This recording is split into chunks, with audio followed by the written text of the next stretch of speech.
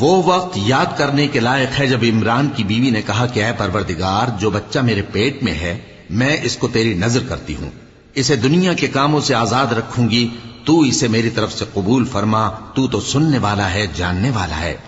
پھر جب ان کے ہاں بچہ پیدا ہوا تو کہنے لگی کہ پروردگار، میرے تو لڑکی ہوئی ہے، جبکہ اللہ خوب جانتا تھا جو ان کے ہاں ولادت ہوئی تھی، اور نہ ہوتا لڑکا مانند اس لڑکی کے۔ اور کہنے لگیں میں نے اس کا نام مریم رکھا ہے، اور میں اس کو اور اس کی اولاد کو شیطان مردود سے تیری پناہ میں دیتی ہوں۔ تو اس کے پروردگار نے اس کو پسندیدگی کے ساتھ قبول فرمایا اور اسے اچھی طرح پرورش کیا، اور زکریا کو اس کا کفیل بنایا۔ زکریا جب کبھی عبادت گاہ میں اس کے پاس جاتے تو اس کے پاس کھانا پاتے۔